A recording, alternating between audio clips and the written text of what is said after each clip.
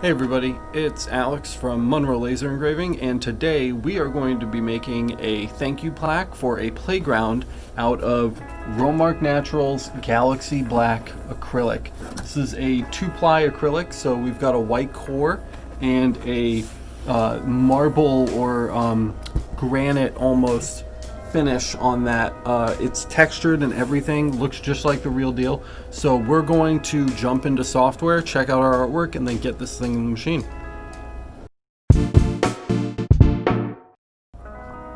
Alright guys, so we're gonna get started here, and the first thing we need to do is get our artwork open in Illustrator. This is the one that we're gonna work on here today. So here is our artwork. We had gone back and forth with the client a couple times just to make sure that we had gotten everything right for them. The one thing I want to show you is if they send you something like this in a JPEG, I want to show you how to prepare that real quick because this is the first video for the channel. We'll do a separate tutorial on this, but for now we're just going to do it really quick. So let's rasterize this, and we're going to do it nice high resolution, so that we can get a good trace on it. So there it is, rasterized at 600 dpi. Okay, so the first thing we want to do is hit this button in Illustrator right here. It says Image Trace. So we're going to click that, and it's going to go through and do its thing and give us a nice vector based on that rasterized image. Then we're going to hit Expand, and then we're going to ungroup this. And then the next thing, and this is important, we're going to select anything that's white, any one white item in here, and we're going to do select, same, fill color, and then we're going to hit delete on our keyboard, and that is going to get rid of all of that excess white. So now you can see we have 2 copies of the same thing. That's exactly how we got to this point. So they didn't send this to me done. I built this, and they sent me this piece of the graphic, this Trojan guy here, as a JPEG. So we did the trace that I just showed you on that, and then we kind of just filled out the text the rest of the way. So again, we don't need this one. It's a trace of a trace. So we have this right here. This was our original one. They want their sign to be 16 inches wide by 20 inches tall. So we're going to just get ourselves a quick cut line here. So we want 16 wide by 20 tall, and then we're just going to round these corners a little bit because nobody wants a square. It's 2020. So we've got our nice rounded corners. We have our text here. Let's get this grouped. Control G on the keyboard to group this all together, so that we can move that around together. And we don't want this to be filled, so we're going to come up here to the fill, hold shift, and then just click no fill, and then we'll add just a couple points of stroke so that we can see what we're doing here. And we'll select both of these items, drop this down, align to selection, and we're going to align horizontal center, and we're going to align vertical center. Boom. So now you've got exactly what you want to be engraved. You've got your artboard so that you have, or not your artboard, but your cut line, so that you have it cut to the size that the customer wants it to be cut. And the last thing we need to do is just save this somewhere we can find it. So we're going to go to File, Save As, and we'll just name it, Trojan Final. That should be fine. We're going to hit Save. And then here, this is really important. If you are working with Illustrator through Adobe Creative Cloud, Lightburn will not be able to read this Illustrator 2020 file. So don't click this. We actually need to save it as an Illustrator CC, the legacy format. So make sure you select Illustrator CC Legacy, and we're going to hit OK. And once that's saved, we can go ahead and close this, and we're going to open Lightburn. So here we are in Lightburn. If you're not familiar with the Lightburn software, I will go through this with you in another video. We'll do like a whole Lightburn tutorial, but for now, I'm just going to assume that you're up and running and you're feeling pretty good about Lightburn software. So we're just going to come to this page right here, and that's our import button. We're going to click that. We're going to navigate to our file that we have just saved. I believe it's on the desktop. There it is. And we're going to open that up.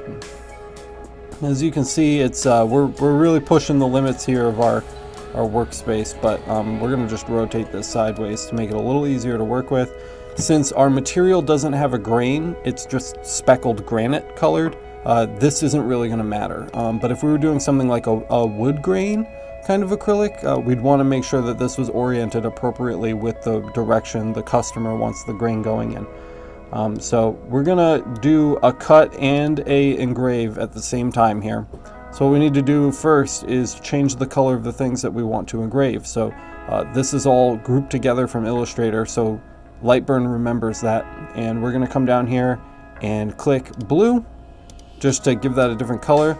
Since we're engraving, we want to make sure that blue is set to fill and black, which is already set to line, is set to line, so that's great. Then we need to choose a setting. So I have a setting for this particular material from Rowmark already. So we're just going to load that in really quick. Oop, wrong one.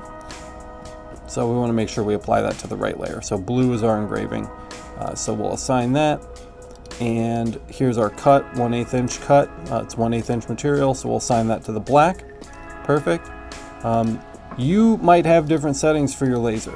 So these settings are built off of our machine and what our wattage and what we know our machine can do and can't do. So your settings may be different, but for now we're going to roll with these. We're going to click over to laser here and we're going to send. I'm going to leave it, this is the job origin, it's where your job is going to start. I'm going to leave it in the top left corner here just because that's easiest for me. You may want to start it from the center or the bottom right or the top right or the right middle. It's really up to you, but when I can, I typically like to leave it in the top left unless something really needs to be center. But since we're cutting this out of stock material, it doesn't really matter where we start, so we're going to start in the top left. Lastly, all we have to do is send it away. So we hit send. We're going to give it a name. It's going to just check to make sure that file doesn't already exist, and then it's going to send it over to the laser. And with that, we're done. So we can minimize this, and I will see you guys back in the shop. Hey guys, so we're back. I have this camera kind of low just because I want you to be able to see what's going on inside of the machine. But first, I just wanted to mention that this sheet material is 24 by 24. It's a really big material. On my machine, we have this front panel right here, and you can pull these in and you have a space to slide your material through. Depending on the machine that you buy, you may or may not have this slot, and you might have to cut it down with like a skill saw or something before you put it into your machine. So something to keep in mind when thinking about purchasing a machine. If you want to see my setup, I have a link to it in eBay right now in the description. So check out the description of this video, and that will show you the exact machine that I have. And we will go through at some point, and we'll do kind of a shop tour, and I'll show you all the equipment in the shop. But for now, if you want to check out this machine, check the link in the description below. So we have our sheet of 24 by 24 faux granite right here. So I've just cleaned it down with some Windex, so we start with a nice fresh surface here. And we're just going to go ahead and get this into the machine. So I'm going to just carefully slide it in just like that, and we're just going to give it a little space on the left there. So it's in the bed and it's looking really good. So the next thing we want to do, guys, is we want to just get our cone over the material somewhere. So here we're kind of nice right in the middle of the material, and we're going to grab our little focal stick here. I made this focal stick custom. It did not come with the machine. If you want to learn how to make a focal stick like this, I will be making a video on it, so make sure you subscribe to the channel so you can check out my focal stick creation tutorial. So we're going to take our stick and just kind of set it down there, and we're just going to turn this knob until we are nice and in focus with our material. We want that to be pretty close. So right there, I'm just barely touching it as I'm moving it back and forth under the nozzle. So that's good. And then since we are cutting through 1/8 inch material, I'm just going to give it the tiniest little bit of an extra turn so that our laser's focal point is in the middle of the material somewhere, and that'll give us a nice clean cut. So with that done, we just want to move as high and to the left as it's going to let us go. We don't want to waste more material than we have to.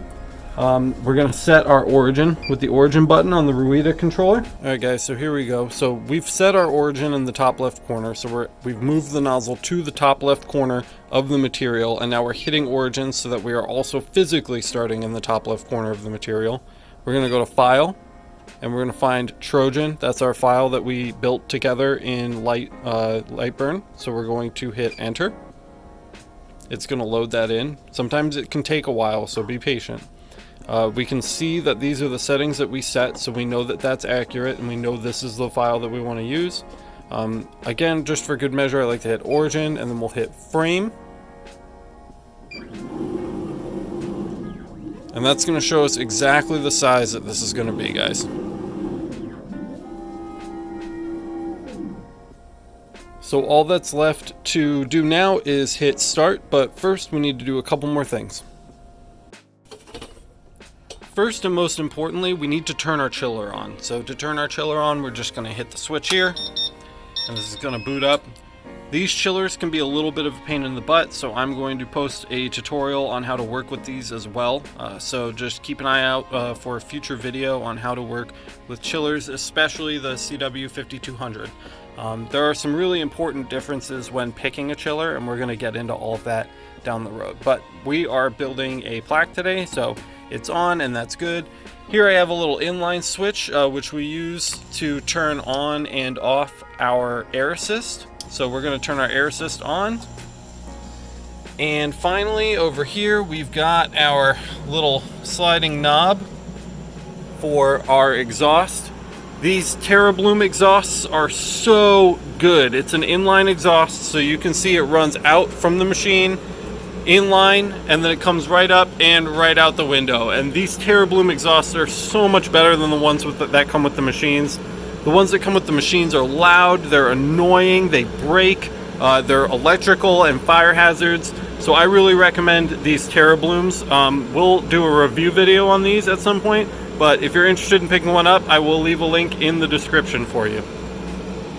Alright, ladies and gentlemen, we are ready to go. Our chiller is on, our air assist is on, our exhaust is on. Now all we have to do is hit start and enjoy the show.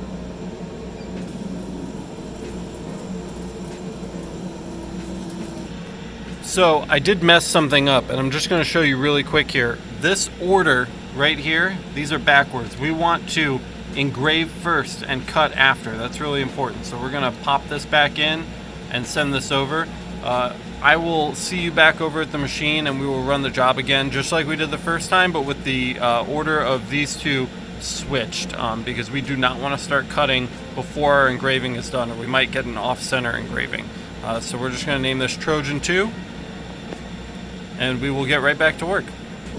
Okay guys, we're back, and while we did cut just a little bit in that top left corner there, it's going to be okay. We didn't go far enough that it's going to throw our project off center or anything, so I loaded our new file into our controller over there, and we're just going to hit start, and we should come right down to the bottom and start engraving here.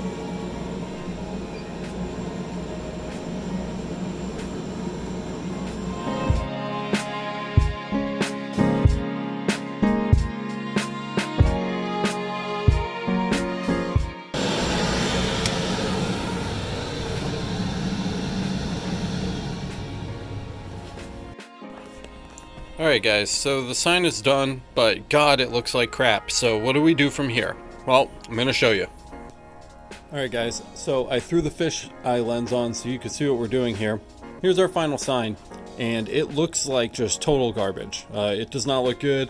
There's black dust all over this, burnt acrylic.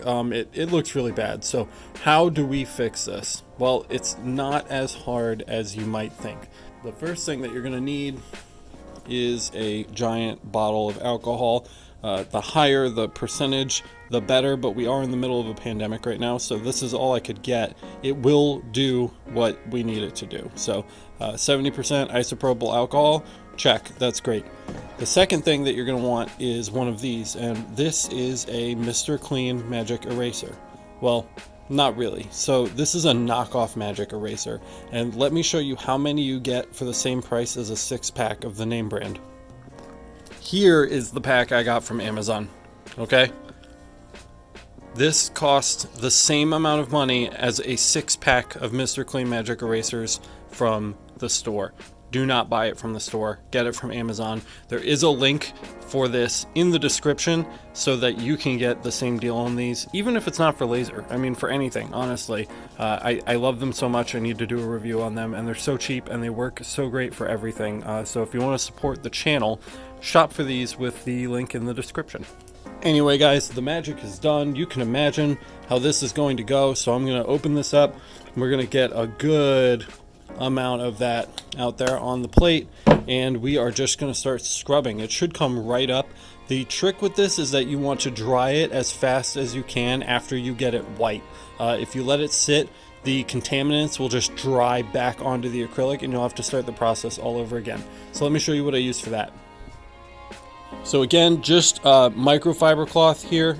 You can get these in bulk. Again, link in the description. Grab a pack of these. They're really great for drying everything off once you've gotten it clean with the magic eraser. So let me just show you how this is going to go.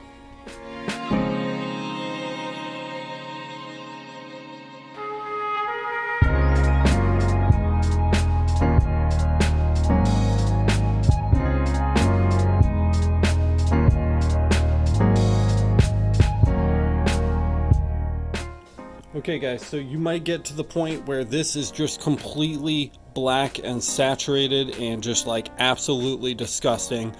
Stop using this because you're just smearing the burnt acrylic around. Go grab a new one. We're gonna do that right now. Perfect. And I've thoroughly dried everything, so we're gonna do it again. We're gonna give it one more run. This should not get nearly as black as the first one. So let's wrap this up and then I'll show you the final product.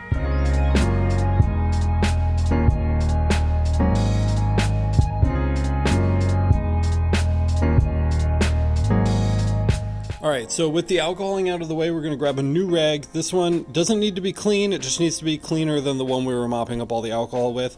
And a little bit of this. It's a Zep Fast 505 degreaser. This stuff rocks, link in the description.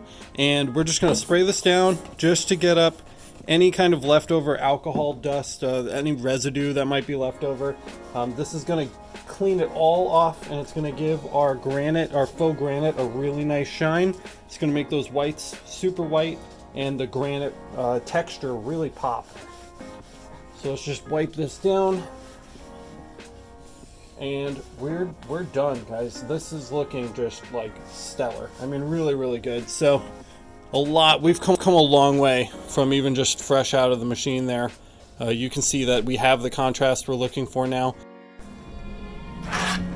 If you want to be a perfectionist, and I am, just look at this back here. That doesn't look very nice. So we're just going to take a little extra alcohol, get it on there.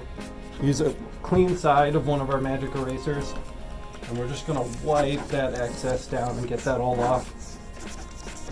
Just want to clean that up so we have a nice white back. It won't stay white, but at least it'll be white when we give it to the customer. You know, and look uniform. That's what we want, really, is just for it to look uniform and not dirty. So we're going to wipe that all down, and that's looking pretty good. I don't expect it to be perfect, but I want to be able to say that I put a little effort in to making that look nice. So we've got that. We're just going to, again, hit it with the rag. I would never turn normal Rowmark plastic upside down like this, raw against the table. But this isn't. This is Rowmark Naturals, and Rowmark Naturals stands up pretty well to scratches and scuffs. So I'm not really worried about that right now. But if you're using just a regular Rowmark, like a Laser Max, I would not put this directly face down on the cabinet. I would use something as an in-between. That looks a lot better. All right. Thank you all so much for watching. If you found this useful, give this video a thumbs up. Subscribe for more. I'm going to start producing these multiple times a week. We're going to do all kinds of different items. So definitely subscribe. Make sure you hit the bell icon so that you get notified when we post new videos. And if you have any questions, leave them in the comments below. Everything that we used in this episode is included in the description. So if you want to help support this channel and you want me to make more videos, shop with those links if you're interested in picking any of that up, because that really helps us out here at Monroe Laser Engraving. Till next time, guys. We'll see you later.